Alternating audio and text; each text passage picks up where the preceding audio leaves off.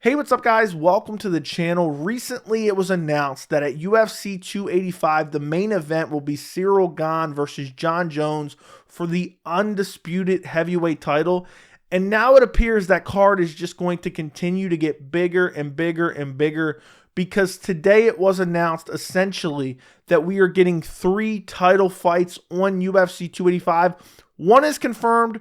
The other one is being reported as in the works. The one that is confirmed is Valentina Shevchenko defending her women's flyweight title against Alexa Grasso. The other one that is being reported as in the works but not confirmed just yet is Amanda Nunes defending her women's bantamweight title against Irene Aldana. This video is going to be my reaction and early prediction for both those fights, as well as there's something that can be taken away from these fight announcements that makes me very excited for the future of women's MMA. We're going to get to that later in the video. And also, when you look at this situation with UFC 285, with UFC 286, I think you can make some pretty educated guesses in terms of the UFC 287, some massive fights that will be on UFC 287, which will be April 8th of this year. So starting off with the first fight, you have Valentina Shevchenko versus Alexa Grasso. My reaction to this fight, I'm not all that hyped for it, to be quite honest. I mean, Alexa Grasso, who was really expecting her to get a title shot? I know she's on a win streak right now. She's ranked number 4 in the division. The flyweight division is kind of getting a little bit better. Alexa Grasso is coming off that win over Viviane Araujo. Wasn't super impressive. The fight before that, she beat Joanne Wood. They acted like Joanne Wood was some excellent fighter. She was never good, ever. She went out there and destroyed her, nonetheless. And, she beat up Macy Barber, who's, one step above a trash can. And, women's MMA in general, it still hasn't matured where we have, elite contender after elite contender. And for me, Valentina Shevchenko versus Alexa Grasso is an okay fight. Alexa Grasso is well-rounded. You have Valentina Shevchenko, who's been the champion for, I don't even know how many years at this point. She's on this long winning streak. She's coming off that split decision win over Taila Santos, a fight where a lot of people thought she lost. She looks more beatable than ever now after that last performance against Taila Santos. But to be honest, I thought she was most likely going to be fighting Manon Fiorot next. I read somewhere, I could not find it. I tried to search it up before this video. I read somewhere that she was injured and unready for UFC 285 in March. She was unable to be ready is what I meant to say for UFC 285 in March. So my guess is that's why they went up with Alexa Grasso. I wouldn't have minded seeing the Valentina Shevchenko versus Taila Santos rematch, to be quite honest.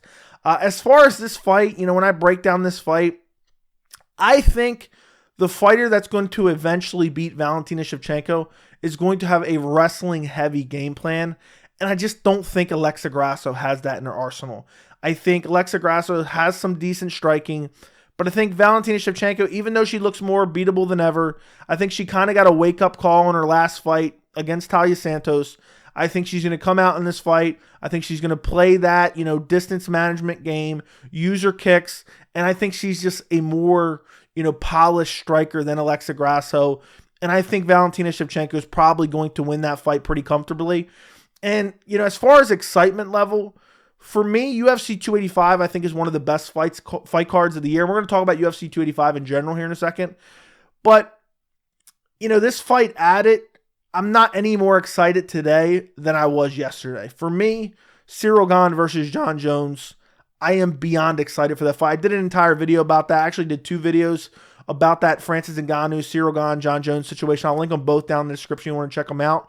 But Valentina Shevchenko, Alexa Grasso doesn't get me particularly hyped. I know people are kind of saying 3 title fights. What did we do to deserve this? Yeah, I mean, come on now. We got to look at the title fights that we're actually getting. As far as the other fight that is rumored, is in the works. It's being reported is in the works. It's not official yet. We have Amanda Nunes defending her bantamweight title against Irene Aldana. This one isn't particularly shocking. I could kind of see this coming. Irene Aldana's on a 2-fight win streak. There's really no one else for Amanda Nunes to fight in the division. I mean, you look at the division, and I've been thinking about making a video about women's MMA in general, especially, some of these divisions that are just lacking a talent pool right now. Let me know if you guys want me to make that video. Comment down below. But, there's not really anyone else right now for Amanda Nunes to face in the bantamweight division. I mean, she already beat up Juliana Pena. I know Pena's calling for a trilogy, but, she got 50-43. She wants a rematch. That was some of the worst striking I've ever seen in my life at UFC 277. If the UFC would have done Nunes Pena 3, I think I would have skipped that card because that's how disgusted I would have been. You got Raquel Pennington sitting at number 2. I mean, what a disgrace. I don't even know. I can't even quantify that into words. And who else is going to fight her? Ketlen Vieira just lost to Raquel Pennington. She was, on a little bit of a win streak. She's already beat up Holly Holm. There's no one left. It's Irene Aldana by default. And she's coming off that crazy TKO win over Macy Chaston, where she was actually losing that fight. She gets an up kick to the liver and finishes her. One of the craziest finishes I've ever seen. Irene Aldana, I feel like, has a chance. I feel like if there's going to be an upset on this card, it would be Irene Aldana rather than Alexa Grasso. Because Irene Aldana, she flatlined KO Ketlen Vieira.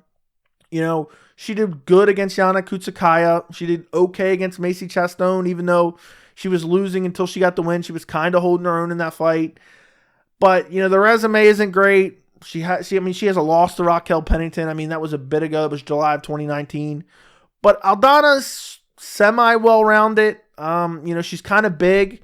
What's crazy is in her last fight, it was a catchweight fight. It was Macy Chaston's fault. She asked for a catchweight like a day before the fight or the day of weigh-ins. So, in the last fight, Irene Aldana didn't even fight at bantamweight. The fight before that, Aldana missed weight. She fought Yana Kutsukaya at a catchweight as well of 139.5 pounds because Aldana was going to miss weight. So it's a little bit weird that her last 2 fights weren't even at 135 pounds, but I think we're kind of pulling hairs at that point. I think, you look at the division, I just went through it. There's nobody else. So you got to do Amanda Nunes versus Irene Aldana. It just makes perfect sense right now. Again, I kind of feel the same way I feel about the Valentina Shevchenko versus Alexa Grasso fight. I'm not any more excited yesterday. I'm not any more excited today than I was yesterday. There's nothing about these two matchups that get me like, oh my God, now I can't wait for UFC 285. It doesn't really add that much to it. Don't get me wrong. I enjoy watching Valentina Shevchenko perform. I enjoy watching Amanda Nunes perform, but neither one of these matchups are just jumping off the page to me. As far as an early prediction for this one, I always say sustained dominance in MMA is particularly hard, and you're bound to lose eventually. I'm wondering, could we see Amanda Nunes fall off again? But I think she kind of learned her lesson against Juliana Pena as far as, underestimating her opponent. So I don't see her losing this fight. I think she has good power. I think she has very good striking. I think she's one of the few female MMA fighters at 135 right now that I would consider elite. And I just think she's going to be able to outstrike Irene Aldana. I don't think Aldana is going to be able to go out there and out-grapple her. And I don't think Nunes is going to come in ill-prepared for Irene Aldana. So I'm going to pick Amanda Nunes as well. I think Amanda Nunes probably stops her in the later rounds. Maybe like a third-round TKO. For Valentina, probably something similar. Maybe like a third or fourth-round TKO. I could see Grasso maybe going to decision. She fought a 5-round fight against Viviane Araújo in the last fight. So maybe she holds out to a decision. But I see both champions kind of retaining their belt. Not particularly hyped for either fight, but don't get me wrong, I am interested. I am interested in both these fights. And as far as UFC 285, it has 3 title fights now if Nunes versus Aldana becomes official. And UFC 285 is looking amazing because you do have the 3 title fights, even as lackluster as those women's title fights may be. You got Jon Jones versus Ciryl Gane, heavyweight title, sells itself. You got Derek Brunson versus Dricus du Plessis. You got Viviane Araújo, Amanda Ribas, which is a decent fight. Jeff Neal versus Shavkat Rakhmonov. Amazing matchup. Can't wait to see that. Jamie Pickett, Bo Nickel. Cody Garbrandt, Julio Arce. Umar Nurmagomedov said he wants to fight on this card. We'll see if that actually happens. But this is shaping up to be a real quality card. So I'm really looking forward to it. And one reason that I am particularly hyped for those 2 female championship matchups is because we're getting Valentina Shevchenko and Amanda Nunes fighting on the same card. So what I'm really hoping comes to fruition, Valentina Shevchenko wins, Amanda Nunes wins, and we set up the one women's MMA fight that we've been clamoring for a few years now. And that is the Shevchenko versus Nunes trilogy. Nunes has won both fights. Both fights were super competitive. And both fights arguably could have been win either way.